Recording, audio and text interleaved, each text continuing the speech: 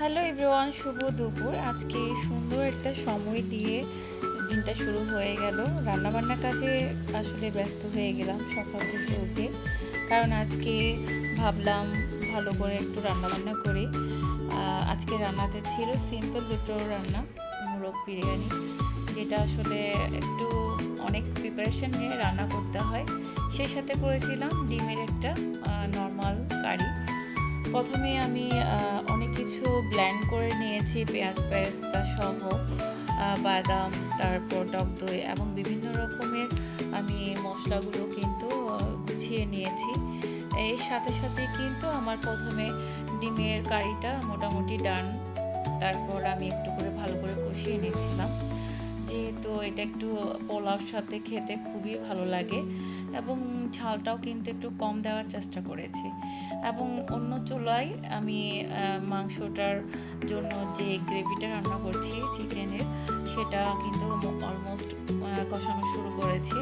বিভিন্ন রকমের মশলার মধ্যে আমি টক দই, বাদাম, তারপর পেঁয়াজ বেরেস্তা এবং বিভিন্ন রকমের মশলার মধ্যে আছে জয়ফল, জয়ত্রী, এগুলো কিন্তু বড় পোলাওতে দিলে বেশি ভালো লাগে। এটা খুব ভালো আসে। আর আমি বাইরের কোনো কারি পাউডার বা কারি মশলা ইউজ করি না। সম্পূর্ণ রান্নাটা কিন্তু আমার ঘরোয়া মশলা দিয়ে আমি রান্না করি। তারপর সামান্য একটু ধনিয়া, হলুদ, মরিচ এর গুঁড়া দিই। কারণ হচ্ছে একদম মিষ্টি মিষ্টি আমার একদম খেতে ভালো লাগে না।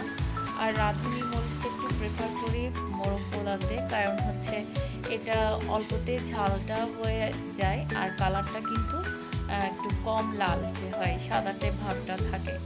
এরপরে আমি আলুটা অ্যাড করলাম। আলুটা অ্যাড করার পরে ভালো করে কষিয়ে নিচ্ছি, যাতে করে বাদামের একটা কাঁচা বাদামের একটা স্মেল থাকে, যেটা না কষালে মানে তেমন একটা ভালো লাগে না খেতে। পোলাওতে যখন অ্যাড করা হয় তখন আসলে একদম ভালো লাগে না। দেখতে পাচ্ছেন কত সুন্দর একটা ইয়ামি কালার হয়ে গেছে। আসলে রান্নার মধ্যে আমরা একটু কিছু নিয়মকানুন অ্যাড করার ফলে কিন্তু খুব ভালো হয় রান্নাটা, আর কষানোটাই কিন্তু বেশি জরুরি।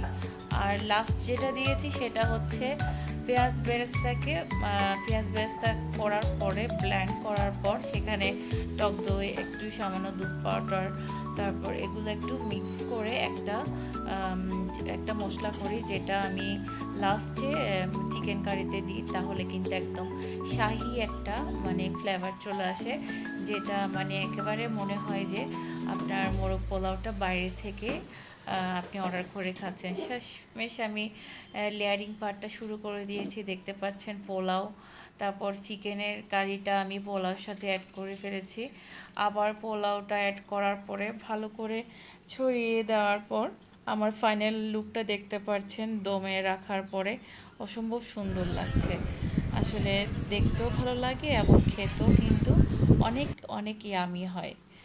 খুবই ভালো লাগছে। সবাই ভালো থাকবেন। ধন্যবাদ। পরবর্তী একটা ব্লগে দেখা হবে।